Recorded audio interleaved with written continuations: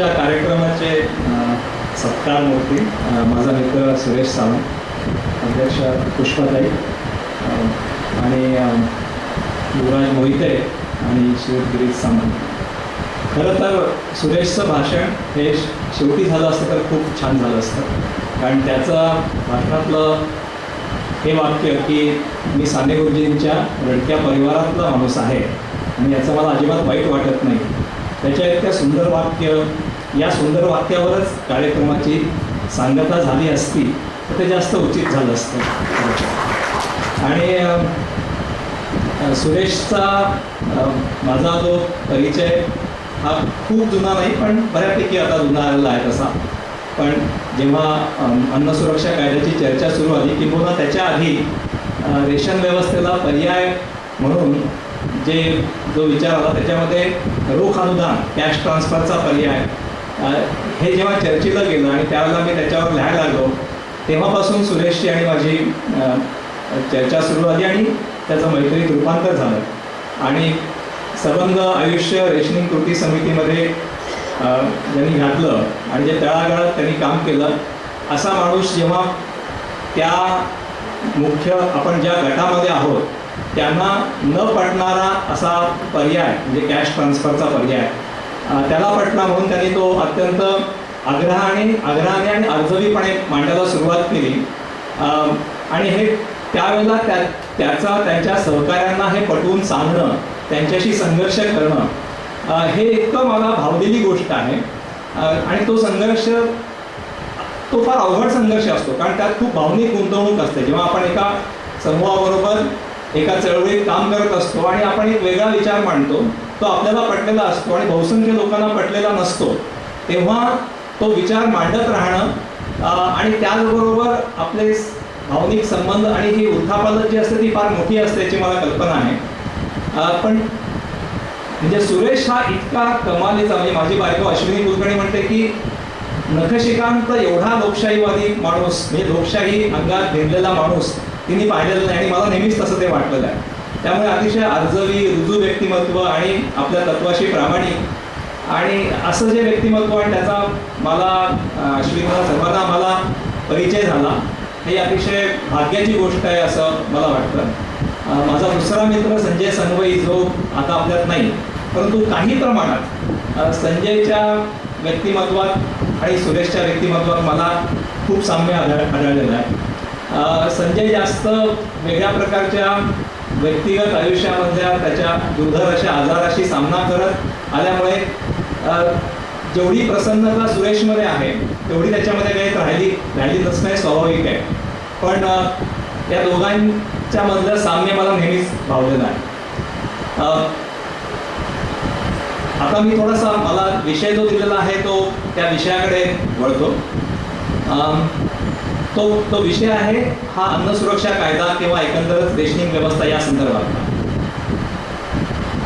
जेव्हा 2 महिन्यापूर्वी संसदेमध्ये अन्न सुरक्षा कायदा मंजूर झाला, तेव्हा बाजार म्हणजे शेअर बाजारामधल्या निर्देशांकांनी एकदम तो खाली आला आणि त्यावेळेला रुपयाची घसरण चालू होती ती देखील वाढली. आणि अनेक जणांनी असं म्हटलं की हा जो अन्न सुरक्षा कायदा हा लागू करण्यात आलेला आहे हे एक अतिशय सवंग असं राजकारण आहे, याच्यामुळे देशाच्या तिजोरीवर प्रचंड मोठा बोजा पडणार आहे. अनेक नामवंत अर्थतज्ञांनी कॉलम्स लिहून तो बोजा किती असेल तर एकंदर देशाच्या राष्ट्रीय उत्पन्नाच्या 3% इतका प्रचंड तो बोजा असेल, म्हणजे 3 लाख कोटींपेक्षा एवढा मोठा प्रचंड बोजा असेल असं मांडलं. आणि सर्वसाधारणपणे हेच ग्राह्य धरलं गेलं की ह्याच्यामध्ये फक्त सवंगता आहे आणि सवंगतेशिवाय दुसरं काही नाही आहे. आणि अशा तऱ्हेचं सवंग राजकारणाच्या विरुद्ध त्याच्या आधीच म्हणजे त्याच्या अन्न सुरक्षा कायद्याची चर्चा होण्याआधी देखील महाराष्ट्रातलं जर आपण वातावरण पाहिलं तर अन्न सुरक्षा कायदा हा एक वादग्रस्त अशी गोष्ट बनली.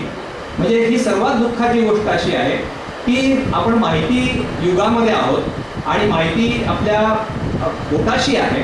कोणालाही ज्याला माहिती पाहिजे असेल की अन्न सुरक्षा कायद्यामध्ये नेमकं काय आहे हे पाहणं शक्य होतं, परंतु असं असताना देखील कमालीचे गैरसमज अन्न सुरक्षा कायद्याबद्दल पसरवले गेले आणि हे केवळ संबंधता आहे अशा तऱ्हेचा एक मोठा आणि हा वेलफेअरिझम जो आहे हा देशाला अंतिमतः या अर्थव्यवस्थेला संकटात नेणारा आहे अशाच तऱ्हेचं वातावरण तयार करण्यात आलं. महाराष्ट्रामध्ये तर त्या अशा तऱ्हेच्या वातावरणाने परिसीमा झाली जेव्हा शरद पवार असं म्हणाले की याच्यामुळे लोक आळशी बनतील आणि शेतकऱ्यांना मग भाव कसे देणार असंही ते म्हणाले. म्हणजे गैरसमज ज्या पद्धतीने पसरवले गेले तो म्हणजे कहर होता. प्रत्यक्षामध्ये म्हणजे आता जेव्हा अन्न सुरक्षा कायदा मंजूर झाला त्यानंतर हेच लोक आता पूर्णतः शांत आहेत. जर हा अन्न सुरक्षा कायदा हा एक अर्थव्यवस्थेवरचा प्रचंड बोजा इतका की 3% एकंदर राष्ट्रीय उत्पन्नाच्या असा असणार असेल तर मग आता याच्यावर चर्चा व्हायला पाहिजे होती. म्हणजे जर तुम्ही एवढेच खरंच त्याच्यामुळे जर हल्लेले असाल आतून तर आता ही चर्चा का होत नाहीये याचं कारण असं होतं की हे सर्व बकवास होतं. याच्यामध्ये कोणताही अर्थ नव्हता आणि संबंध राष्ट्रीय वृत्तवाहिन्या काय किंवा राष्ट्रीय वृत्तपत्रांमध्ये इंडियन एक्सप्रेस सारख्या वृत्तपत्रांमध्ये सुरजित बल्ला जेव्हा अतिशय बेजबाबदार लेख लिहितात आणि 3% राष्ट्रीय उत्पन्न असं म्हणतात त्याचा प्रतिवाद आम्ही केला. तो इंडियन एक्सप्रेस छापत नाही, तो फायनान्शियल एक्सप्रेसने छापला आणि त्याच्या आमच्या कुठल्याही मुद्द्याला त्यांनी उत्तर दिलं नाही आणि दुसराच काहीतरी मुद्दे उपस्थित करून पुन्हा तो कसा 3% आहे सांगण्याचा प्रयत्न केला तेही आम्ही खोडून काढलं. दुर्दैवाची गोष्ट अशी की हे सर्व माहिती आपल्या हाताशी असताना होतं. म्हणजे विचार प्रणाली किंवा आयडिओलॉजी ही किती अजूनही प्रभावशाली आहे हे आपण लक्षात घेतलं पाहिजे. आपण एंड ऑफ आयडिओलॉजी वगैरे बोललं जातं परंतु प्रत्यक्षामध्ये अशी आयडिओलॉजी जी अत्यंत टोकाची उजवी आयडिओलॉजी ही अतिशय प्रभावी आहे याचंच एक निदर्शक आहे. मला वाईट वाटणारी गोष्ट अशी की आपल्याच परिवारातल्या ज्या समाजवादी डाव्या परिवारातल्या काही लोकांना देखील असं वाटावं आणि त्यांची देखील भूमिका अशी व्हावी आपल्या म्हणजे आपल्या विचारसरणीच्या नियतकालिकांमध्ये देखील अशा तऱ्हेचं मांडलं जावं की जणू काही शरद पवारांच्या म्हणण्यामध्ये काहीतरी तथ्य आहे. या नियतकालिकां आपण सर्वजण खुल्या विचाराचे आहोत हे खरं आहे आणि खुले सर्व प्रकारचे विचार चर्चेला आले पाहिजे परंतु अशा तऱ्हेची गोष्ट अन्न सुरक्षा कायद्याचा हा विरोध हा पूर्णतः आयडिओलॉजिकल आहे किंवा एका निव्वळ संकुचित अशा राजकारणाचा तो भाग आहे याचं आकलन आपल्यापैकी अनेकांना झालं नाही याचं मला अतिशय वाईट वाटलेलं आहे. कारण अन्न सुरक्षा कायदा हा नेमकं काय करतो तर अन्न सुरक्षा कायदा हा एका अत्यंत दुर्लक्षला गेलेल्या परंतु महत्त्वाच्या प्रश्नांना एक प्रतिसाद आहे. तो प्रश्न असा की आजच्या रेशन व्यवस्थेमध्ये या देशातील दारिद्र्य रेषेखालील 60% लोकांचा समावेशच नाही आहे. कारण जेव्हा आपण APL BPL अशी कॅटेगरी करतो तेव्हा ही जी पद्धत वापरली जाते ती स्वाभाविकपणे इतकी दोषास्पद असते की यातून खरे गरीब हे वगळलेच जातात. त्यामुळे कोणत्याही प्रकारचं टार्गेटिंग कितीही प्रामाणिकपणे करायचा जरी प्रयत्न केला तरी विविध कारणामुळे गरीब याच्यातून वगळले जातात. त्यामुळे अन्न सुरक्षा कायदा हा आजची जी रेशन व्यवस्था आहे त्याचा विस्तार वाढवणारा कायदा आहे आणि हा विस्तार वाढवत असताना अन्न सुरक्षा कायदा आज दारिद्र्य रेषेखालील लोकांना जे दरडोई धान्य मिळतं त्या धान्यामध्ये कपात करून हा विस्तार वाढवतो आहे हे आपण लक्षात घेतलं पाहिजे. त्यामुळे आजचा जो खर्च आहे रेशन व्यवस्थेवरचा त्याच्यामध्ये केवळ 18% याच्यामध्ये वाढ होणार आहे आणि या 18% वाढीमुळे जे अधिक 20-25% लोक याच्या परिघामध्ये येणार. असं असताना देखील हा कायदा एक प्रचंड सवंग अशी गोष्ट आहे असा समज अनेकांच्या मनात आजही असावा ही मला अतिशय दुर्दैवाची गोष्ट वाटते आणि त्याच्यामध्ये डाव्या विचारसरणीच्या लोकांनाही तसं वाटावं ही अतिशय दुर्दैवाची गोष्ट वाटते. हा कायदा जेव्हा मंजूर झाला हे इलेक्शनचं वर्ष असल्यामुळे इलेक्शन जवळ असल्यामुळे त्याला एक राजकीय परिमाण निश्चितच होतं आणि त्यामुळे या कायद्याचं समर्थन करणारे जे लोक होते जे थोडे महाराष्ट्रात सुरेश मी आणि आणखीन दोघं तिघं असतील विरोधक मात्र प्रचंड होते. सबंध ग्रामीण भागामध्ये आता हा कायदा मंजूर झाल्यावर शेतीला मजूरच मिळणार नाही, मजूर आळशी होतील आणि शेतकऱ्यांच्या हमीभावामध्ये कपात करावी लागेल कारण ग्राहकांना तुम्ही धान्य स्वस्त देणार तेव्हा मग शेतकऱ्यांच्या हमीभावामध्ये तुम्हाला कपात करणं हे अतिशय हे अपरिहार्य आहे कारण अर्थव्यवस्थेवरचा बोजा वाढणार आहे. अशा तऱ्हेचा सर्वदूर गैरसमज आजही मोठ्या प्रमाणावर आहे आणि आणि या गैरसमजाला उत्तर देणं हे चुकीचं आहे सांगणं याच्यामध्ये इतकी प्रचंड शक्ती जात होती अशा वेळेला. कारण मुद्दा असा होता की जेव्हा इलेक्शन जवळ आहेत अशा वेळेला कायदा लागू झालेला होता, त्याला राजकीय परिमाण त्याचं घडत होतं. त्यामुळे अन्न सुरक्षा कायदा हे न्याय्य समाज निर्मितीसाठीचं एक अतिशय छोटंसं पाऊल आहे असं सांगणं म्हणजे जणू काही काँग्रेसचाच आपण प्रचार करतो आहोत असा ठपकाचाही स्वीकार करावा लागला. म्हणजे अनेकांना वाटतं काय तुम्ही हे काँग्रेसच्याच बाजूने बोलतात. हा मुद्दा काँग्रेसच्या बाजूचा प्रश्नच नव्हता. तुमच्या मनामध्ये खरं तर डाव्या चळवळींनी ह्याची जोरदारपणे याचं समर्थन करायला पाहिजे होतं. परंतु आपणच आपल्यामध्येच जर असे गैरसमज तयार झालेले असतील तर ते आता ते होणारं समर्थन हे काँग्रेसच्या बाजूने वाटणं हे वाटणं स्वाभाविक होतं. परंतु हा धोका पत्करावा लागला. आणि हे अन्न सुरक्षा कायद्याबद्दलचे कमालीचे गैरसमज, उदाहरणार्थ सबंध ग्रामीण भागामध्ये आजही तुम्ही शेतकऱ्यांशी बोललात. शेतकऱ्यांशी म्हणण्यामध्ये लक्षात घेतलं पाहिजे की ग्रामीण भागातला 80% शेतकरी हा छोटा शेतकरी आहे आणि तो शेतकरी हा शेतमजूर देखील आहे.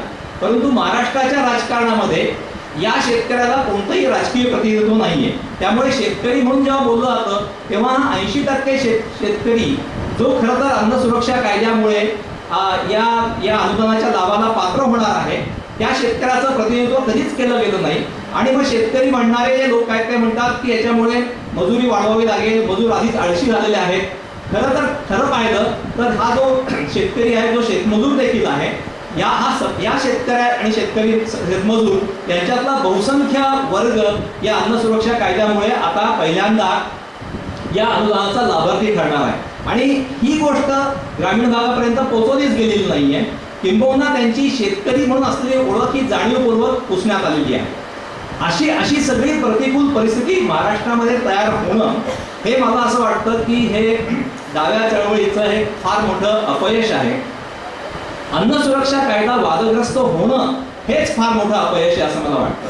म्हणजे अन्न सुरक्षा कायद्यावर जर टीकाच व्हायला पाहिजे होती तर ती टीका अशी व्हायला पाहिजे होती की याच्यामुळे खरं तर देण्यात येणारं अनुदान हे अतिशय कमी स्वरूपातलं आहे आणि त्याच्यामध्ये असं काही नाही आहे की ज्याच्यामुळे हा जो प्रचंड मोठा भ्रष्टाचार आहे त्या भ्रष्टाचाराला लगाम घालता येईल असं काही ठोस याच्यामध्ये नाही अशी टीका व्हायला पाहिजे होती.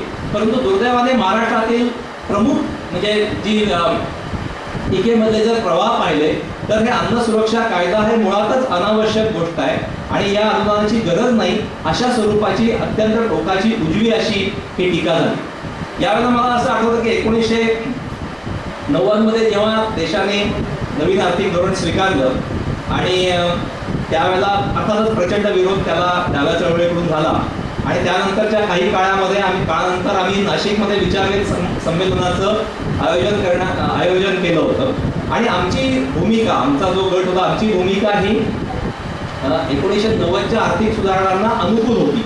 आणि अशा वेळेला विचारवेध संमेलनाचं आम्ही संयोजन केलेलं होतं आणि त्याच्यातही संघर्ष बराच झाला कारण त्यावेळेला बहुसंख्य डाव्या समाजातील लोकांचा पूर्णपणे या आर्थिक धोरणाला विरोध होता. असं असताना देखील ते संयोजन आम्ही केलं आणि त्याच्यामध्ये जास्त खुली चर्चा याच्यावर आणण्याचा आमचा विचार होता. आम्ही त्याला प्रयत्न केला आणि भूमिका अशी होती की जेव्हा बाजारपेठेला आपण जास्त स्वातंत्र्य देऊ तेव्हा त्यामुळे जास्त रोजगार निर्मिती होईल आणि सरकारच्या तिजोरीमध्ये कल्याणकारी कार्यक्रमासाठी जास्त पैसा देखील निर्माण होईल किंवा जमा होईल अशी ती भूमिका होती. आणि बाजारपेठेला पूरक अशा कल्याणकारी योजना राबवल्या गेल्याच पाहिजेत अशी ही भूमिका होती.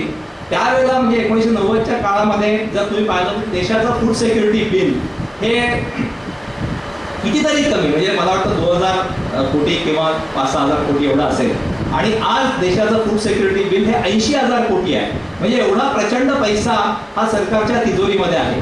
आणि त्याचबरोबर इतर सर्व कल्याणकारी योजनांच्या संदर्भात विचार केला तर प्रचंड पैसा आज सरकारकडे आहे. दुर्दैव असं आहे की यातला बराचसा पैसा हा भ्रष्टाचारामध्ये वाया जातो, बऱ्याचदा वापरलाही जात नाही. रोजगार हमी सारखा पैसा तर हा पडू नये आणि रोजगार हमी महाराष्ट्रामध्ये राबवलीच जात नाही. पुन्हा त्याच्यामध्ये शेतकऱ्यांचे प्रचंड हितसंबंध आहेत आणि हाच प्रचार आहे की आता मजूरच मिळत नाही, गरजच काय रोजगार हमी योजनेची. अशा प्रकारे एका कल्याणकारी योजनांच्या संदर्भामध्ये वेस्टेड इंटरेस्टचे विरोध करतायत आणि पैसा असून देखील तो पैसा लोकांपर्यंत पोचत नाही आणि त्याचा फायदा होत नाही, ही खरी दुर्दैवाची गोष्ट आहे. अशा अवस्थेमध्ये अन्न सुरक्षा कायदा वेगळ्या कारणासाठी वादग्रस्त होणं ही मला अतिशय चिंतेची अशी गोष्ट वाटते. आणि याचं एक कारण असं असेल की जे मगाशी मी म्हटलं की या सर्व कल्याणकारी योजनांसाठी असलेला हा जो पैसा आहे, या पैशाचा भ्रष्टाचारामध्ये फार मोठा अपव्यय होतो. आणि जेव्हा रेशन व्यवस्थेकडे पाहिलं तर 50% धान्य आज हे खुल्या बाजारात विकलं जातं. आणि काही राज्य पाहिली, छत्तीसगड सारखं राज्य किंवा तामिळनाडू सारखं राज्य, या राज्यांमध्ये रेशन व्यवस्था खूप जास्त परिणामकारक रीतीने ही राबवली जाते. परंतु आणि त्याचं उदाहरण आपण नेहमीच देतो की छत्तीसगडमध्ये राबवली जाते, तामिळनाडूमध्ये राबवली जाते, केरळमध्ये बऱ्यापैकी असेल. तेव्हा त्यामुळे असाच राबवणूक ही सर्व देशभर व्हायला पाहिजे, ही तात्विक भूमिका झाली. पण प्रत्यक्षात तसं नाही. प्रत्यक्षात प्रचंड भ्रष्टाचार आहे. आणि त्यामुळे या योजनेबद्दल किंवा या फक्त हीच नाही तर रोजगार हमी देखील त्याच्यामध्येच आहे, या योजनेला जे राजकीय बळ लावायला पाहिजे, त्याच्यात खरंच काहीतरी पोटेन्शियल आहे याची जी आश्वासकता असायला पाहिजे, तीच खूप कमी झाली आहे. म्हणजे एकीकडे पाहिलं तर त्याचं राजकीय आकलन देखील कमी झालेलं आहे. आणि दुसरीकडे त्या योजनांची परिणामकारकता मुळातच कमी असल्यामुळे त्याला जे राजकीय बळ लावायला हवं ते देखील लावत नाही. म्हणजे जर महाराष्ट्रामध्ये रेशन व्यवस्था खरंच परिणामकारक रीतीने चालत असती तामिळनाडू सारखी, तर महाराष्ट्रामध्ये अन्न सुरक्षा कायद्याला जो विरोध झाला तसा विरोध झालाच नसता.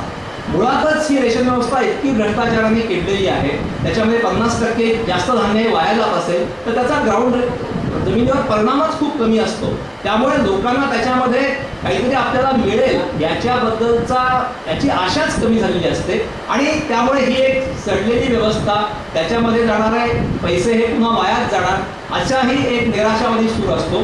आणि त्या निराशावादी पार्श्वभूमीवर एक अत्यंत उजवी आयडिओलॉजी देखील मग प्रभावी ठरते असं मला वाटतं. आणि या पार्श्वभूमीवर आता आपण असा विचार केला पाहिजे की खरंच आहे त्या व्यवस्थेमध्ये पुन्हा रेशन व्यवस्था आहे तशीच चालवणं हेच खरंच योग्य ठरणार आहे का, की त्याऐवजी आधुनिक तंत्रज्ञानाचा वापर करून जास्त परिणामकारक पद्धतीने हे अनुदान ग्राहकाच्या हातामध्ये थेट पैशाच्या स्वरूपात देणं हे जास्त योग्य ठरेल. आणि हा विचार खुलेपणाने करण्याची गरज आहे. सुरेशनी तर त्याच्यावर लिहिलं आहे आणि त्यांच्या ग्रुपमध्ये देखील त्यांनी मोठा संघर्ष केलेला आहे या संदर्भामध्ये की आपण याबद्दल खुलं असलं पाहिजे. आणि महाराष्ट्रामध्ये याचे पथदर्शी प्रकल्प किंवा काही भागामध्ये मुंबईसारख्या ठिकाणी जिथे बँकिंग नेटवर्क अत्यंत पसरलेलं आहे, अशा ठिकाणी पुन्हा आपण या भ्रष्ट सडलेल्या व्यवस्थेमध्ये सुधारणा व्हावी यासाठी आपली शक्ती वाया घालवायची का एका नव्या व्यवस्थेचा आपण पुरस्कार करायचा, याचा खरंच आपण सर्वांनी विचार केला पाहिजे. म्हणजे छत्तीसगडमध्ये म्हणजे आपलं खरंच हे खूप चांगलं वाटतं. मला जरी विचारलं की खरंच सरकारने सबंध रेशन व्यवस्था अत्यंत परिणामकारकरित्या चालवलेली असणं, हे गावामध्ये रेशन दुकानदार आहे आणि ते प्रामाणिकपणे काम करत आहे, अशा तऱ्हेचं असं चित्र असतं तर मला ते चित्र जास्त आवडलं असतं. मला भावनिकदृष्ट्या देखील स्टेटचा असा कल्याणकारी योजनांमध्ये असलेली अशी व्हिजिबिलिटी, असं त्याचं स्वरूप मलाही पाहायला आवडलं असतं. परंतु त्याचे इतर अनेक गोष्टी अशा आहेत की या अर्थव्यवस्थेसाठी अनिष्टकारक आहेत. आणि मुख्यतः भ्रष्टाचार हा इतका मोठा आहे. छत्तीसगडमध्ये सरकार हे रेशन व्यवस्था चांगली चालवल्यामुळे पुन्हा निवडून येतं सरकार ते. आणि त्यामुळे तिथली एक विशिष्ट परिस्थिती अशी आहे की तिथे रेशन व्यवस्था चांगली चालवणं याचे राजकीय फायदे देखील राजकारण्यांना आहेत आणि म्हणून तिथे रेशन व्यवस्था चांगली चालते. आता महाराष्ट्रामध्ये रेशन व्यवस्था अजिबात चांगली न चालता देखील राज्यकर्ते अनेकदा निवडून येऊ शकतात. रेशन व्यवस्थेला कोणतंही असं पॉलिटिकल ट्रॅक्शनच नाही. अशा वेळेला आपण आपली जी ताकद आहे आता ती पाहता जणू काही अशा रेशन व्यवस्थेच्या प्रश्नाभोवती प्रचंड मोठी राजकीय ताकद आपण उभी करून आणि या सरकारला रेशन व्यवस्था परिणामकारकरित्या चालवण्यासाठी भाग पाडू असं जर आपण म्हणत असू तर ते खरं दिवा स्वप्न आहे, याचाही आपण स्वीकार केला पाहिजे. त्यामुळे इथल्या परिस्थितीमध्ये गरिबांना मिळणारे जे काही थोडंसं अनुदान आहे, म्हणजे अनुदान खरं फार कमी आहे, जे आहे अनुदान 400-450 रुपयामध्ये पाहिलं तर एका कुटुंबाला 5 जणांच्या महिन्याला, हे अनुदान या राज्याच्या राज्यकर्त्यांच्या राजकीय इच्छाशक्तीवर आपण सोडायचं आहे का, हा खरा आपला प्रश्न आहे. म्हणजे आपल्याला अतिशय रोमॅन्टिक वाटतं की आपण संघर्ष करू, कधी काही 2 मोर्चे करू आणि त्यामुळे आपल्याला रोमॅन्टिसिझम वाटू शकतो आणि रोमॅन्टिसिझम आवश्यक असतो. परंतु तो रोमॅन्टिसिझम हा आपला स्वार्थ बनता कामा नये. आपल्याला हे लक्षात आलं पाहिजे की रेशनिंग व्यवस्थाचं ही कार्यक्षम पद्धतीने चालवणं याच्यासाठीची जी राजकीय दबाव पाहिजे, तो सातत्यपूर्ण वरपासून खालपर्यंत पाहिजे, तो राजकीय दबाव आणण्याची काही ताकद या चळवळींमध्ये नाहीये आणि ती असे सातत्यपूर्ण दबाव आणू शकणार नाहीये. आणि राजकीय इच्छाशक्ती म्हणजे रेशन व्यवस्था प्रचंड भ्रष्ट असून देखील राज्यकर्ते पुन्हा निवडून येऊ शकतात. विरोधी पक्ष देखील त्याच्याबद्दल काहीही बोलत नाही. मुंबईमध्ये फक्त 1% लोकांकडे दलित रेषेचं कार्ड आहे, पण हा काही राजकीय मुद्दा होत नाही. ही राजकीय परिस्थिती आहे. अशा वेळेला तंत्रज्ञान जर या भ्रष्टाचाराला चाप लावून लोकांपर्यंत अनुदान थेटपणे पोचवू शकत असेल तर त्या पर्यायाचा आपण खुलेपणाने विचार केला पाहिजे. आणि एकदा ही व्यवस्था खऱ्या अर्थाने गरिबांना लाभदायक ठरते आहे असं जेव्हा लक्षात येईल तेव्हा खऱ्या अर्थाने या कल्याणकारी योजनांच्या बाजूने एक जनमत देखील तयार होईल. आज ही व्यवस्था इतकी कुचकामी आहे की त्याच्याबद्दलची राजकीय पाठबळ जनसामान्यांकडून मिळूच शकत नाही. अशा परिस्थितीमध्ये आपल्याला हा व्यवहार्य मार्ग हा स्वीकारणं अतिशय आवश्यक आहे आणि त्याचा आपण सर्वांनी खुलेपणाने विचार केला पाहिजे. विशेषतः मुंबईसारख्या ठिकाणी शहरामध्ये तर आपण सरळ थेटपणाने कॅश ट्रान्सफरच्या बाजूने जाऊ शकतो. आज दिल्लीमध्ये अन्नश्री सारखी योजना आहे. अन्नश्री योजना काय आहे आणि मला शेवटचा मुद्दा आहे.